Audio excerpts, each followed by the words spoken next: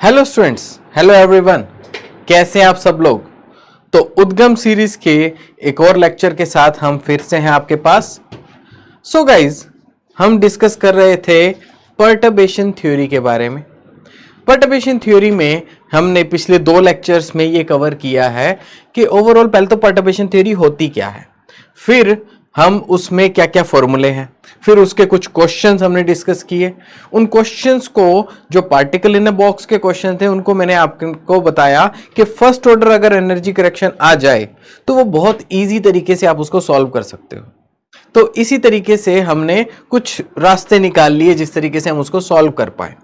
Along with that कुछ और चीजें थी जो जनरल स्टैंडर्ड रिजल्ट्स, वो भी हमने डिस्कस किए। ऑल्दो वो आपने क्वांटम के अदर कुछ चैप्टर्स के अंदर, बैकग्राउंड के अंदर वो पढ़े होंगे। नाउ हम आए हैं अब नेक्स्ट लेवल के ऊपर, जिसमें अब हम बात कर रहे हैं कि अगर ये सारे लेवल क्या है, ये सारे लेवल इंडिविजुअल लेवल्स हैं, लेकिन अगर यहां पर डीजेनरेसी आ जाए तो डीजेनरेसी से क्या दिक्कत हो जाएगी भाई। तो मान लीजिए आपके पास 2 लेवल है, दोनों की एनर्जी सेम है। अब अगर दोनों की एनर्जी आपके पास सेम है तो क्या है, उससे क्या दिक्कत होगी। अभी तक हम एक काम कर रहे थे, जो काम हमारा इस तरीके से था। तो आज बेसिकली हम डिस्कस कर रहे हैं डीजेनरेशन पर्टर्बेशन थ्योरी, तो और उसके बाद उससे रिलेटेड उसका क्वेश्चन हम देखेंगे। तो इसमें मैं आपको बता रहा हूं कि अभी तक जो हमने पहले जो सारी पिक्चर स्टडी की है वो क्या है, आपके पास 2 लेवल या मतलब मल्टीपल लेवल, सब इंडिविजुअल लेवल्स थे, उसमें डीजेनरेसी नहीं थी। अब अगर ऐसा हो जाए कि 2 लेवल आपके पास डीजेनरेट होंगे, ठीक है, कि ये 2 लेवल हैं, ये सेम एनर्जी पे है, तो क्या होगा। पहले अगर हम फर्स्ट ऑर्डर करेक्शन, ठीक है, एक स्टेट में फर्स्ट ऑर्डर करेक्शन लेते थे तो ये क्या होता था कि जो भी आपका हैमिल्टोनियन है वो एक nth लेवल पे उसका एक्सपेक्टेशन वैल्यू, ये आपके पास फर्स्ट ऑर्डर करेक्शन होता था। लेकिन जब इन दोनों की एनर्जी सेम है तो पार्टिकल यहां भी रह सकता है, यहां भी रह सकता है। भी उसकी एनर्जी मान लो आपके पास 10 इलेक्ट्रॉन वोल्ट है पार्टिकल की, तो और ये एनर्जी लेवल 10 इलेक्ट्रॉन वोल्ट पे है, तो जरूरी थोड़ा पार्टिकल इसी में रहेगा, अनलेस बीच में कोई पोटेंशियल ना हो, ठीक है, मतलब कोई बैरियर ना हो, तो जरूरी थोड़ा पार्टिकल इसमें ही रहेगा। तो पार्टिकल अब मिक्स स्टेट में रह सकता है, इधर भी, और आपको नहीं पता कि वो पार्टिकल 30% यहां है, 70% यहां है, 50 यहां है, 50 यहां है, कैसे है। तो आपको पता ही नहीं है कि उसकी एग्जैक्ट स्टेट क्या है, आपको पता ही नहीं है कि उसकी एग्जैक्ट स्टेट क्या है अभी। तो अगर मान लो ये आपके पास एक स्टेट है और ये आपके पास दूसरी स्टेट है, तो आपके पास स्टेट कैसे होगी, समथिंग, ये जो आपके पास स्टेट बनेगी, ये आपके पास सम कोफिशिएंट और सम कोफिशिएंट, इस तरह की एक मिक्स्ड स्टेट बनेगी। वो यहां भी हो सकता है, यहां भी हो सकता है, और ये आपको पता नहीं है कि भी मिक्स स्टेट में क्या भी बन सकता है, क्योंकि दोनों की एनर्जी सेम है। वो इधर से उधर चेंज भी करे तो भी कोई फर्क नहीं है, क्योंकि एनर्जी सेम है। सो इन दैट केस अब ये स्टेट एग्जैक्ट निकालना, भाई ये स्टेट आपको एग्जैक्ट पता है, ये आपको एग्जैक्ट पता है, पर ये आपको पता ही नहीं है, तो ये स्टेट एग्जैक्ट निकालना इज नॉट पॉसिबल। आपको पता ही नहीं कि वो फिलहाल किस स्टेट में होगा। सो अब आप ये इस तरीके से डीजेनरेट लेवल्स के केस में कैलकुलेट ही नहीं कर सकते। डीजेनरेट लेवल्स के केस में अब ये फॉर्मूला आपका नहीं लगेगा। इसको मतलब इसी तरीके से जैसे आपने डायरेक्ट यहां लगा देते थे हम, ये आपका काम नहीं करेगा फॉर दिस केस। दूसरी बात भी, आप सेकेंड लेवल एनर्जी कैलकुलेट करते थे। सेकेंड लेवल में आप क्या करते थे भाई, समेशन किया और यहां पर आपके पास आ गया भी EN0 EM0 लाइक दिस, और यहां पर जो भी आपके पास स्टेट है, ठीक है, और उसके बाद उसका मॉडुलस स्क्वायर, जो भी टर्म है। नाउ ये क्या है, ये n ये कहता है भी एक स्टेट, और m उसके अलावा जिसके ऊपर काउंटिंग कर रहे हैं अदर स्टेट। अगर मान लो आपके पास ये 3 लेवल है, 1 2 3, अगर मान लो मैं इसको एक स्टेट ले रहा हूं, अगर बाय चांस इसको मैं एक स्टेट ले रहा हूं, तो इसके लिए बाकी 2 स्टेट्स कौन सी होंगी जिसके लिए ये एक्सप्रेशन सॉल्व होगा, m स्टेट। मान लो ये n स्टेट है, तो इसको छोड़ के ये स्टेट और ये स्टेट आपकी m स्टेट बन जाएगी। अगर ये स्टेट और ये स्टेट आपकी m स्टेट है, सो उस केस में इसकी एनर्जी माइनस इसकी एनर्जी जब यहां पर अगर आ गई तो ये तो इंफिनिटी बन जाएगा। सो ओवरऑल ये जो फॉर्मूला है ये भी नहीं बन सकता डीजेनरेट लेवल्स के केस में। डीजेनरेट लेवल्स के केस में ये भी आपका वर्क नहीं करता। तो भाई क्या वर्क करेगा, लेट्स लुक एट क्या कर सकते हैं हम ऐसे केस में। तो मैंने आपको बताया कि अगर डीजेनरेसी है, 2 लेवल हैं जिनकी एनर्जी सेम है, तो in the case of same energy आपके पास ये पुराने फॉर्मूले काम के अब नहीं है। अब आपको एक नई अप्रोच लेनी पड़ेगी, और वो नई अप्रोच क्या है? वो नई अप्रोच ये है जो कि मैं अभी ऐड कर रहा हूं कि पहली बात, जो भी आपकी डीजेनरेसी है, जो भी आपकी डीजेनरेसी है, अब आपके पास मतलब जो भी आपके पास पर्टर्बेशन है, उसको सबसे पहले आप क्या कर रहे हो, एक मैट्रिक्स के तौर पे रिप्रेजेंट करो। तो आपके पास ये जो पर्टर्बेशन है, इसको आपने क्या किया कि एक मैट्रिक्स के तौर पे रिप्रेजेंट कर दिया, जो भी आपके पास इसमें वैल्यूज आएंगी। देन आपने क्या किया कि ये जो पर्टर्बेशन है भाई, और ये क्या है, ये स्पेशली है, this is for degenerate energy levels, degenerate energy levels. हम इससे रिलेटेड 2 न्यूमेरिकल्स करेंगे और उसमें हमें सारी बात और अच्छे से क्लियर हो जाएगी। तो मैं क्या कह रहा हूं कि देखो, लेवल्स तो कई सारे हो सकते हैं, कुछ डीजेनरेट होंगे, कुछ नहीं भी होंगे।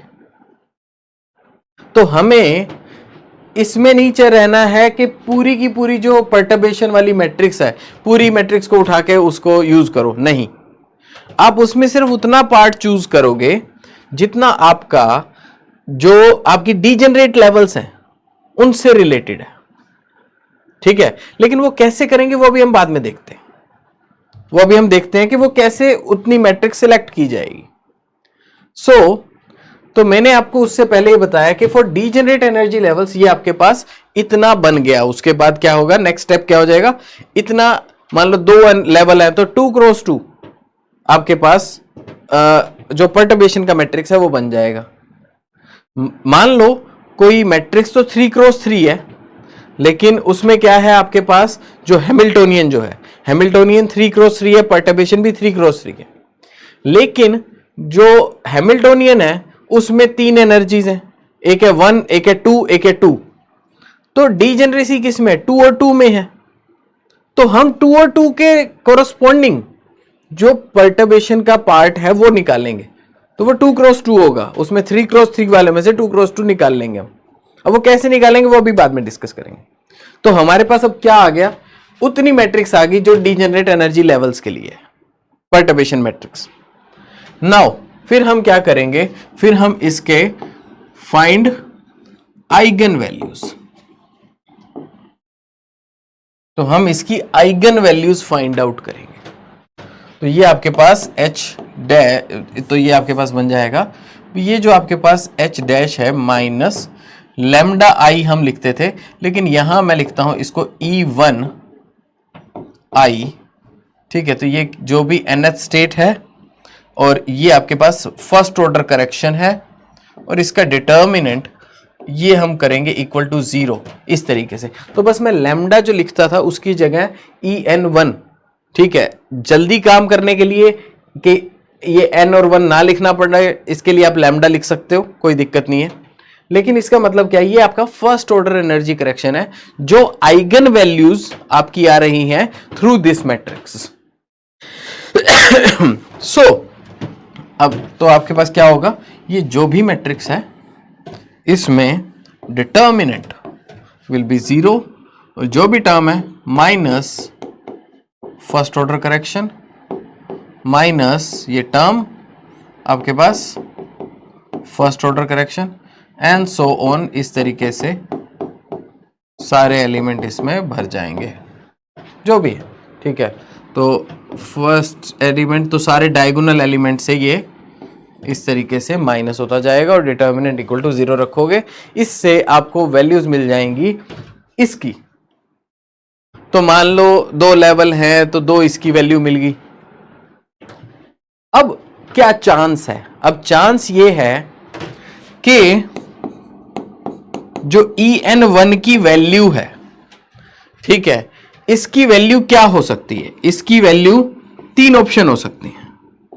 क्या, पहला, इसकी वैल्यू जो है वो ऑल डिफरेंट, सभी अलग अलग हो, जितनी भी वैल्यू आएंगी वो सब अलग अलग हो। एक हो सकता है ऑल सेम, मतलब जो आइगन वैल्यूज आ रही है वो भी सारी सेम है। और ऐसा हो सकता है some different, some different some same,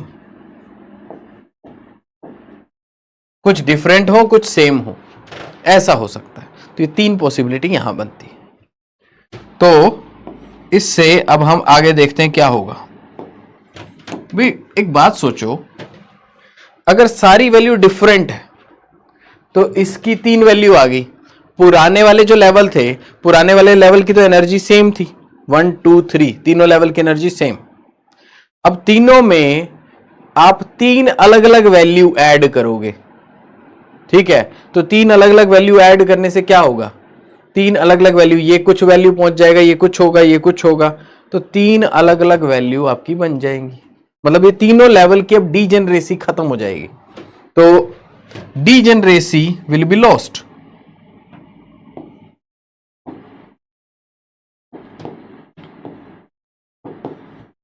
या degeneracy will be removed totally. अब यह है कि अगर सारी सेम हो तो सभी के अंदर, सभी लेवल के अंदर बराबर नंबर कुछ ऐड हो जाएगा करेक्शन के बाद। तो ये क्या है, तो डीजेनरेसी, कोई भी डीजेनरेसी आपकी रिमूव नहीं होगी, या लिख दो degeneracy will remain the same.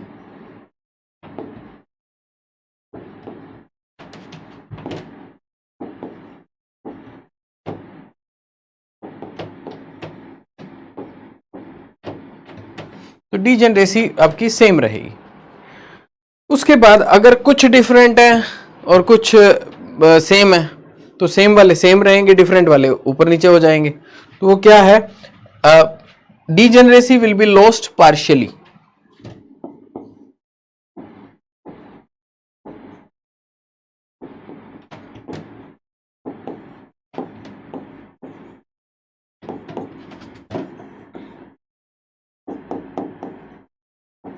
तो पार्शियली आपकी जो डीजेनरेसी है वो लॉस हो जाएगी। थोड़ा सा ड्रॉ करते हैं, drawing is the best part, उससे कुछ चीजें और समझ आती हैं। 3 डीजेनरेट लेवल्स हैं, तीनों में आपने अलग अलग कुछ नंबर ऐड किए तो वो 3 अलग अलग लेवल बन गए। तो ये इस तरीके से आपके पास 3 लेवल ब्रेक हो गए। अब डीजेनरेसी, अब पहले आपके पास 3 लेवल थे और आपने कुछ वैल्यू ऐड की, जस्ट वो क्या हो गया, उसने 3 और नए लेवल सिर्फ कुछ हायर लेवल पे बना दिए, लेकिन वो degeneracy will remain the same. और इसमें आपके पास 3 लेवल थे, अब इसमें कुछ लेवल पे जाके मान लो भी 2 लेवल तो सेम रहे, 1 लेवल हायर हो गया, ठीक है, तो कुछ डीजेनरेसी रही और कुछ खत्म होगी। तो इस तरह की सिचुएशंस हो सकती हैं। तो ये 3 पॉसिबिलिटी इसमें बन सकती है। तो बात करते हैं फिर से, इसको दोबारा से समझते हैं। मैंने आपको एक बात बताई कि भैया ये जो पुराने फॉर्मूले थे वो अब काम के नहीं है, क्योंकि डीजेनरेसी के केस में पहली बात तो आपको यू डोंट नो कि अब ये कौन सी मिक्स स्टेट में रहेगा। अब देखो, मान लो किसी की एनर्जी इतनी है तो इतने पे रहेगा, किसी की एनर्जी इतनी है तो इतने पे रहेगा, बीच की कुछ एनर्जी है तो वो क्या रहेगा, थोड़ा सा इसमें रहेगा, थोड़ा इसमें रहेगा, वो चलता है, ठीक है। लेकिन कितनी एनर्जी से हमें पता होगा ना भी इतनी एनर्जी है, इसका मतलब 30% यहां रहेगा, 70% यहां रहेगा, वो चीज हम गेस कर सकते हैं, मतलब बहुत इजीली बताया जा सकता है।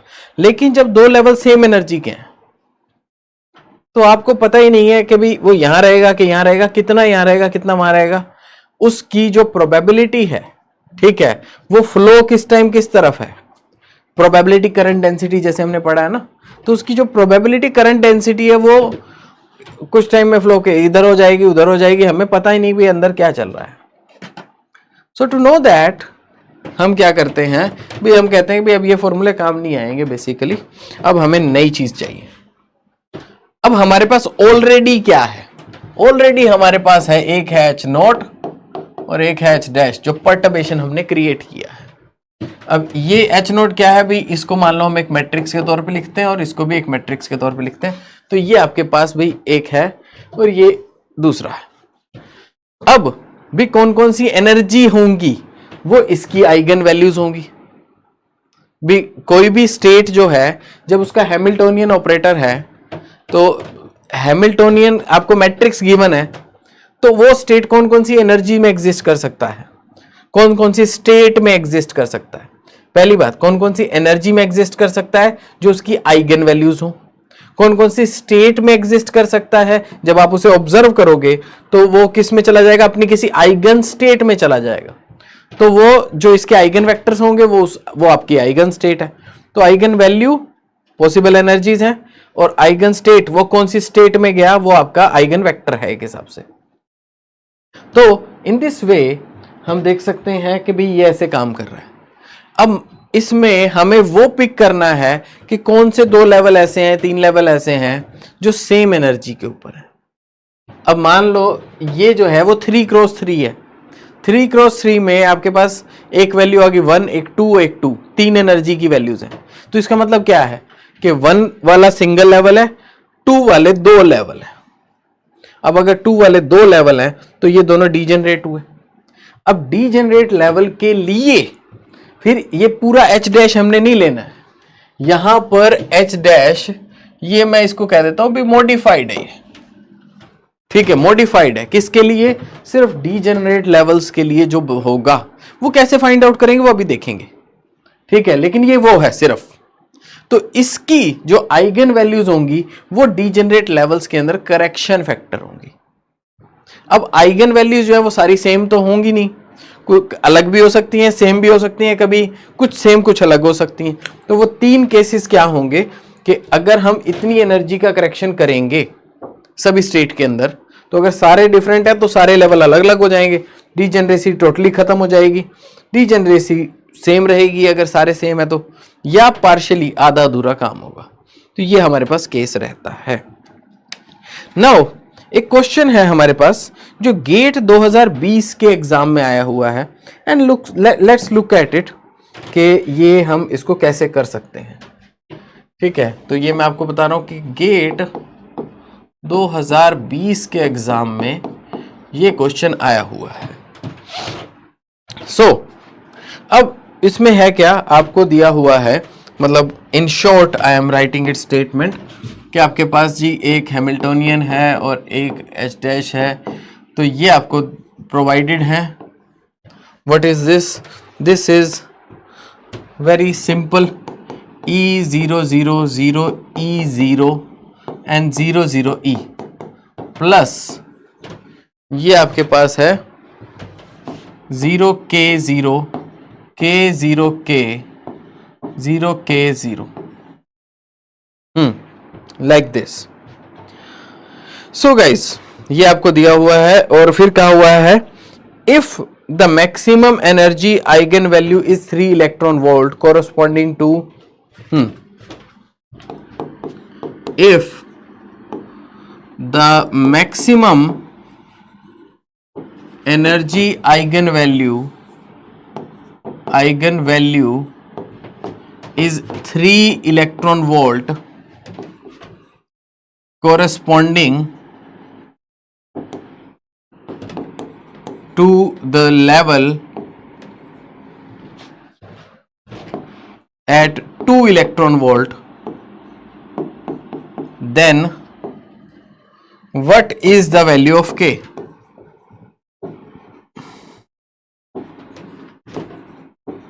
तो K की वैल्यू क्या होगी? मतलब मुद्दा क्या है? मुद्दा यह है कि आपके पास जो 2 इलेक्ट्रॉन वोल्ट पे लेवल था, ठीक है, जो 2 इलेक्ट्रॉन वोल्ट पे लेवल था भी, वो क्या है, वो जब डीजेनरेसी वाली बात आई तो वो अब अलग अलग लेवल में स्प्लिट होगा बिकॉज ऑफ परटर्बेशन। तो जो अलग अलग लेवल में स्प्लिट होगा उसमें जो मैक्सिमम एनर्जी है वो आपकी 3 इलेक्ट्रॉन वोल्ट बन रही है, ठीक है। तो अब हमें देखना है कि भाई ऐसा किस K की वैल्यू के लिए हो रहा है। तो लेट्स डू दिस, करके देखते हैं। अब सबसे पहले इसमें आपको थोड़ी सी मैट्रिक्स की नॉलेज आई गेस होनी चाहिए। तो सबसे पहले हमें देखना है जो हैमिल्टोनियन है हमारे पास, ये कहता है कि इसकी जो आइगन वैल्यूज हैं वो क्या है हमारे पास, E, E एंड E, ये हमारे पास आइगन वैल्यूज हैं। और हमारे पास जो आइगन वेक्टर हैं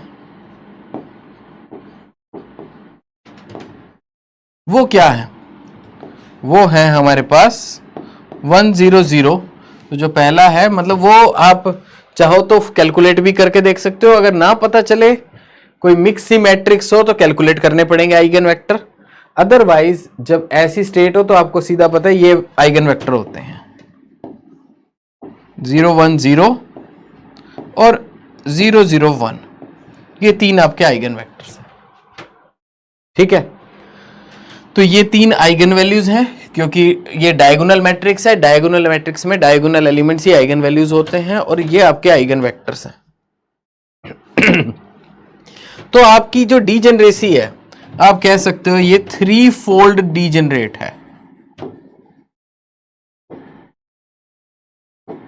3 फोल्ड डीजेनरेट। तो अगर सारा की सारी ही सिस्टम में 3 है और तीनों ही डीजेनरेट है, तीनों लेवल डीजेनरेट है, तो ये जो है ये 3 क्रॉस 3 आपका एग्जैक्टली आप ले सकते हो। लेकिन बस मैं आपको प्रोसेस बता रहा हूं कि क्या तरीका क्या होता है।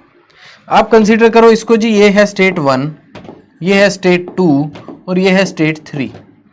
ये आपके भाई इस स्टेट या इस स्टेट में जा सकता है। सो जब आपको H डैश कैलकुलेट करना है, ठीक है, जब आपको H dash for degenerate levels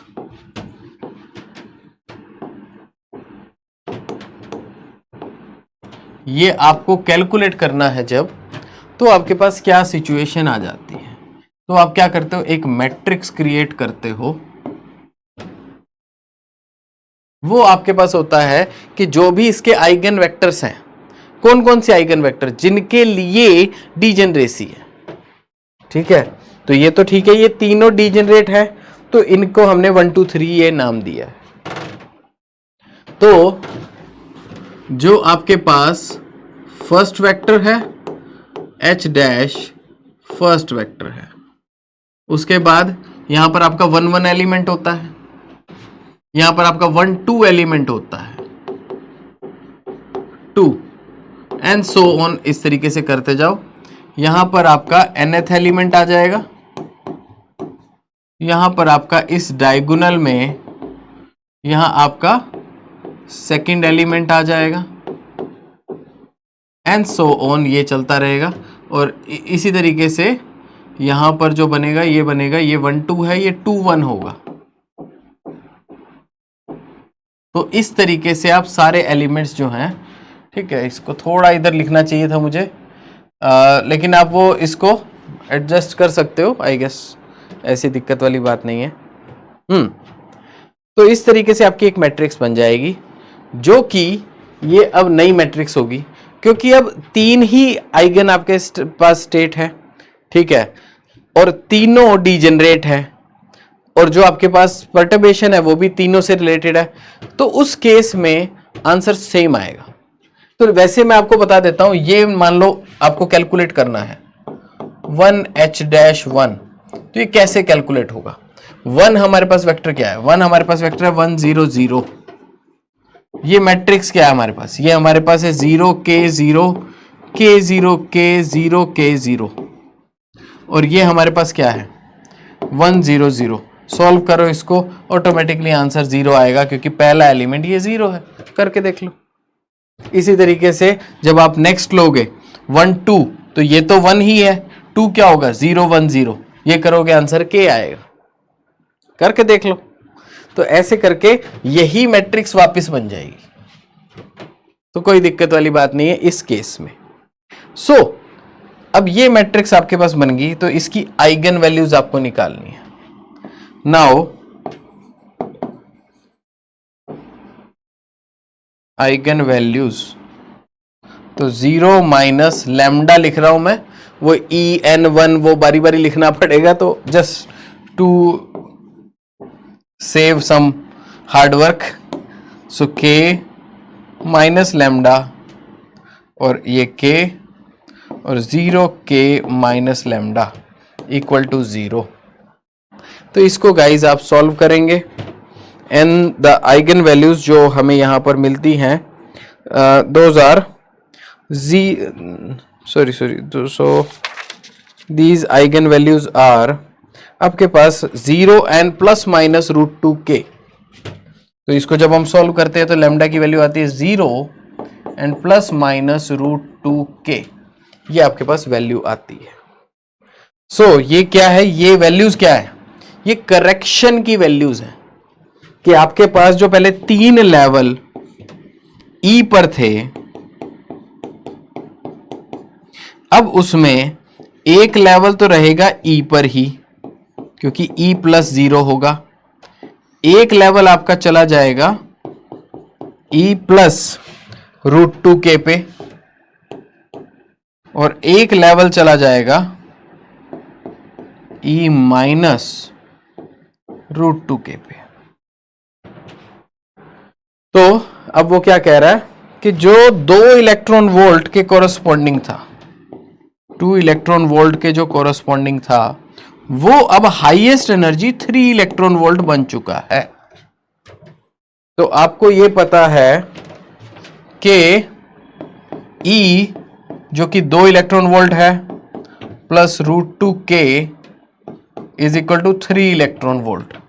बस इसको आप सॉल्व करोगे, इसको माइनस में ले जाओ, आपके पास K की वैल्यू जो आती है वो आपके पास आ जाती है 1/√2 विच इज 0.707।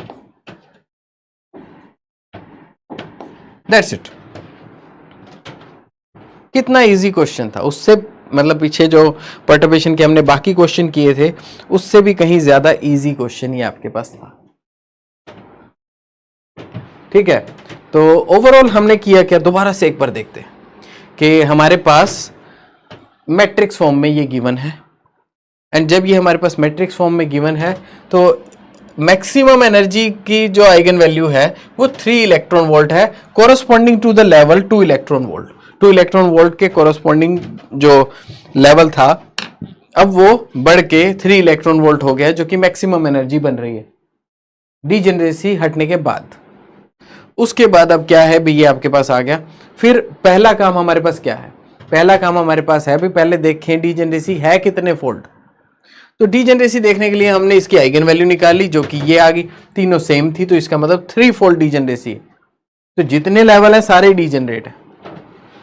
लेकिन पर्टर्बेशन के बाद क्या होगा, तो ये है और ये इनके आइगन वेक्टर्स हैं, ये हमें पता चल गए। लेकिन पर्टर्बेशन के बाद क्या होगा, पर्टर्बेशन लगाने के बाद वो मैंने आपको बताया कि स्पेसिफिक जब पर्टर्बेशन, वो हम नेक्स्ट क्वेश्चन में निकालेंगे, जब चाहिए हो तो उसका ये प्रोसेस होता है। लेकिन जब 3 ही है और 3x3 ही है तो सेम मैट्रिक्स वापस आ जाएगी आपकी, इस प्रोसेस से भी करोगे तो। देन हमने क्या किया, इसके आइगन वैल्यू निकाले। ये थोड़ा सा मैथमेटिक्स आप कर सकते हैं, इसका डिटर्मिनेंट निकालें तो ये आपके पास आइगन वैल्यू आ जाएंगी 0 n प्लस माइनस √2K। जब ये वैल्यू आ जाती है, इट मींस एक जीरो का लेवल तो यहाँ +√2k और -√2k, ठीक है, ये आपके पास कंडीशन आई। नाउ तो ये जो 2 इलेक्ट्रॉन वोल्ट है ये अब 3 इलेक्ट्रॉन वोल्ट बन गया। तो ये E जो 2 इलेक्ट्रॉन वोल्ट है +√2k equal to 3 electron volt, और बस आपने इसको सॉल्व किया और k की वैल्यू आ गई, दैट्स इट। तो ये हमारे पास क्वेश्चन था जो कि हमने सॉल्व किया, देखा कैसे सॉल्व हो सकता है डीजेनरेट लेवल्स के लिए। Now guys let's move forward, अगला क्वेश्चन देखते हैं, उससे और ज्यादा ऐसी चीज क्लियर हो जाएगी। ये क्वेश्चन आपका दिसंबर 2014 में आया हुआ है,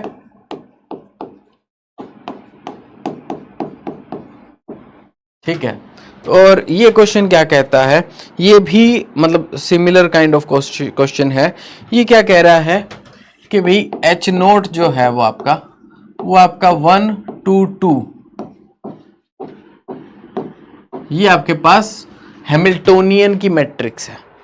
उसके बाद पर्टर्बेशन क्या है, perturbation equal to E energy जो भी है, बाकी 0 1 0 1 0 1 0 1 0, ये तो बिल्कुल वैसा ही है जैसे पहले था, वह उसमें k लिखा हुआ था, इसमें 1 लिखा है। एंड आपको बता दिया कि जी ये एप्सिलॉन जो है ना ये बहुत कम है 1 से, just to make you sure कि बहुत ज़्यादा हम एनर्जी का चेंज नहीं कर रहे, छोटा सा ही चेंज कर रहे हैं ताकि पर्टर्बेशन थ्योरी लग सके, ठीक है।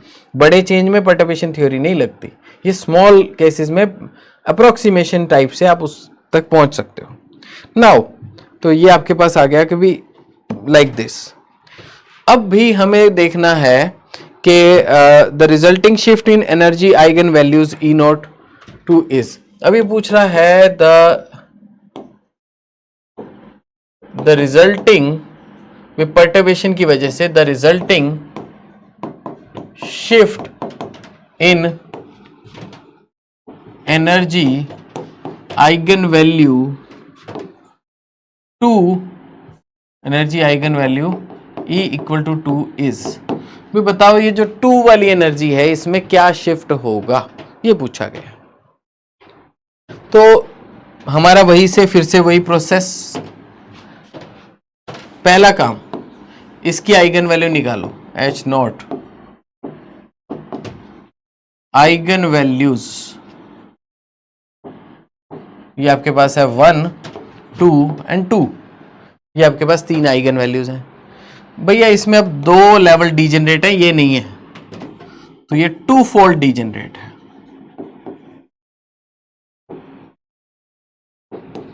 ठीक है, 2 फोल्ड डीजेनरेट है।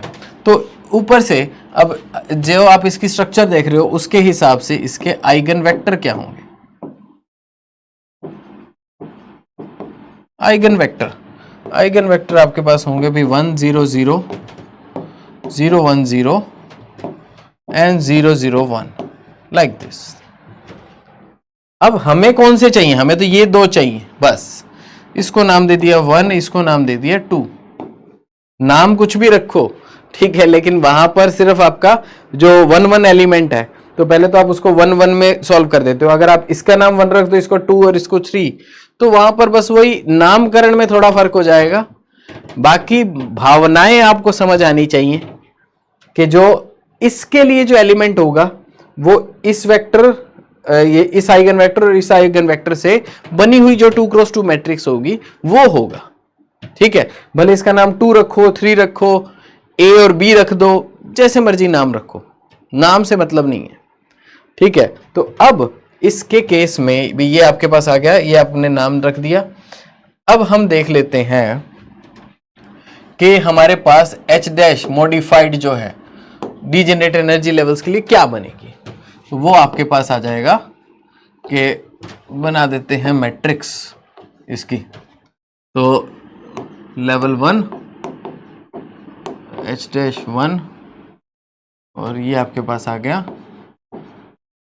2 H डैश 2, ये आपके पास आ गया 1 H डैश 2 और 2 H डैश 1 लाइक दिस।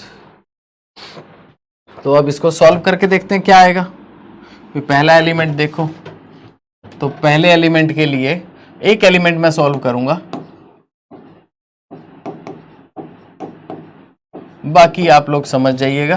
ठीक है, तो ये गायब बीच में हो जाता है, इरिटेट करता है बहुत। हाँ ठीक है, सो ये आपके पास आ जाएगा भी 1 का मतलब क्या है, 1 0 1 0 है।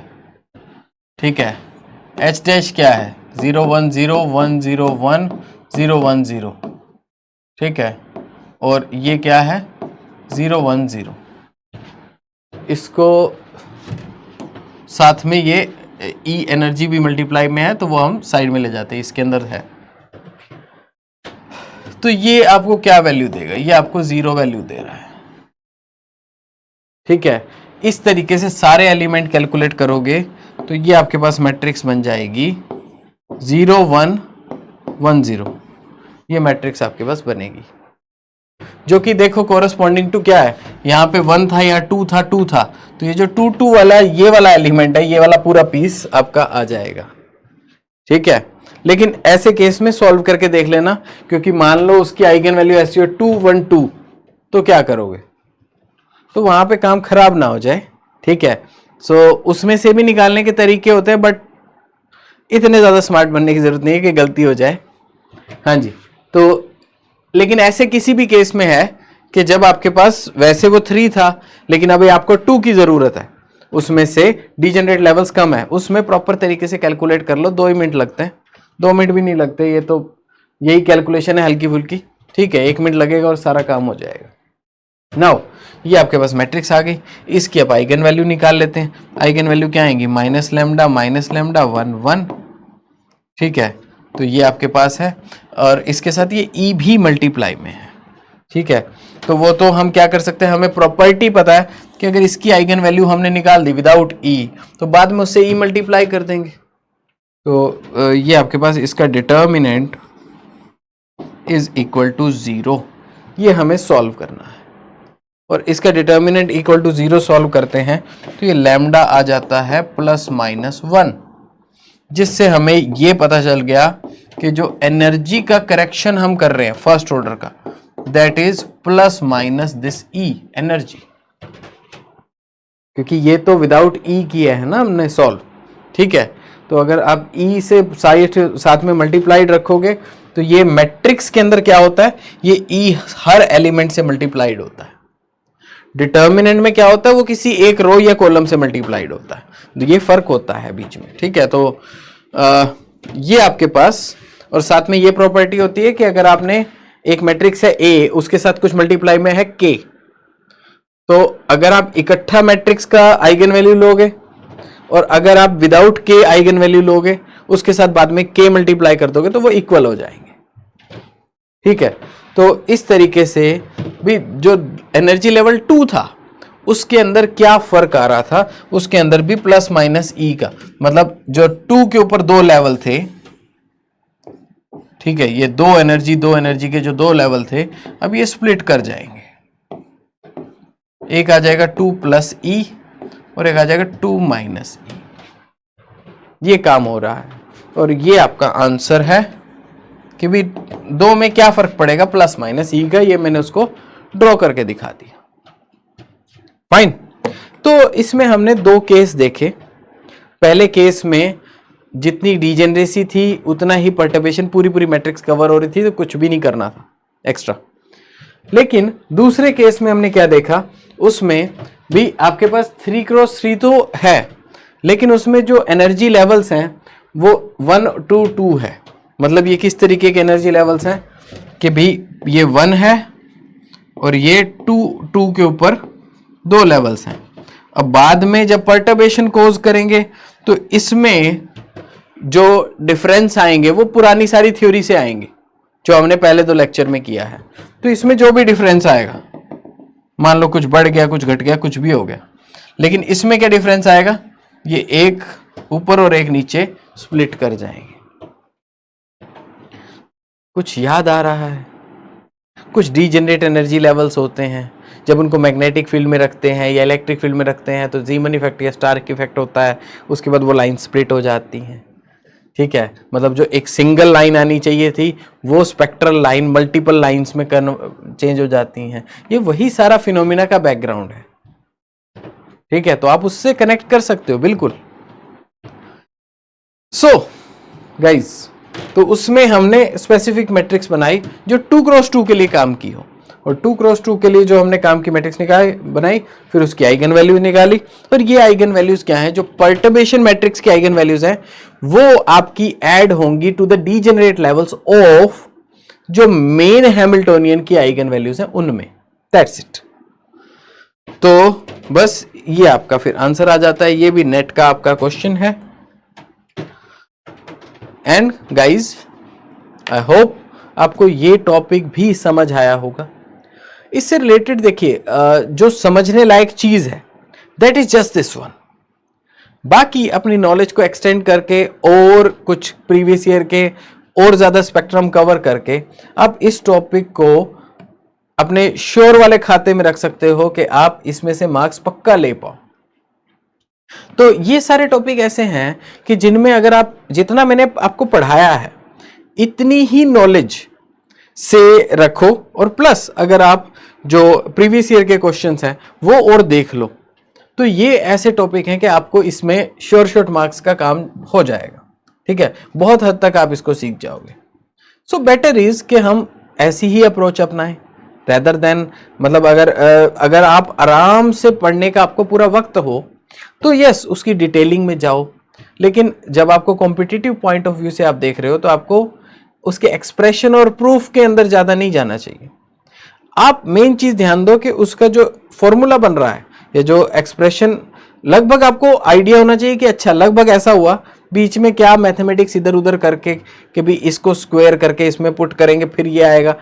ये चीजें ठीक है, ये चीजें तो मतलब जरूरी नहीं है आपको एग्जाम के लिए। आपको लगभग आइडिया लगे कि अच्छा इसमें इस तरीके के प्रोसेस से इसको सॉल्व किया गया, उसके बाद आपको फॉर्मूले में कौन सा पार्ट क्या है, उसका क्या महत्व है, ये चीजें पता हो तो ज्यादा इंपॉर्टेंट है, और उसको फिर देन आप फाइनली सॉल्यूशन तक पहुंचा सकते हो। और ये भी टॉपिक पढ़ के आपको समझ आ गया होगा कि कितना इजी टॉपिक है, और ऐसे ही पर्टर्बेशन से रिलेटेड बाकी भी जो आपने टॉपिक देखे वो कितने इजी टॉपिक हैं। तो यस, उसमें कॉम्प्लेक्सिटी बढ़ाकर भी क्वेश्चन आते हैं। ठीक है, बट एक बार पहले हम ये इस लेवल पे पहुंचे कि हम पहले तो जो आसान वाली कैटेगरी है उसको तो कम से कम श्योर में कैप्चर कर लें। 10 क्वेश्चन अगर नेट में क्वांटम के आते हैं तो 10 के अंदर आप मान के चलो कि 6 से 7 क्वेश्चन इजी हैं, और या 3 से 4 क्वेश्चन डिफिकल्टी वाले रेंज में आते हैं, और वो हमेशा होता है। और उनमें से कई क्वेश्चन तो कभी ऐसे भी होते हैं जो मुझसे भी सॉल्व ना हो, तो उसमें कोई बड़ी चीज नहीं है। ठीक है, तो आप कम से कम पहले इस लेवल पर तो पहुंचो कि वो 6-7 कैप्चर कर सको। 2-3 कैप्चर हो जाएंगे, ठीक है, उसके लिए मतलब उतनी ही मेहनत जितने 6-7 क्वेश्चन के लिए करनी पड़ी है वो 2-3 क्वेश्चन के लिए भी उतनी ही मेहनत डबल हो जाती है। तो पहले हम उतना कैप्चर कर लें, फिर हम आगे का सोचेंगे, तो हम उससे मोस्ट प्रॉफिटेबल काम कर पाएंगे। That is just my point. So I guess आपको ये चीज समझ आई होगी। एंड गाइज, हमें कमेंट करके ज़रूर बताएं कि आपको इस लेक्चर में क्या अच्छा लगा, या ओवरऑल आपने क्या क्या सीखा इन लेक्चर्स के थ्रू। एंड गाइज, हम मिलते हैं फिर फर्दर किसी लेक्चर में इसी चैनल पर। Please don't forget to subscribe. Bye bye, take care and have a good day.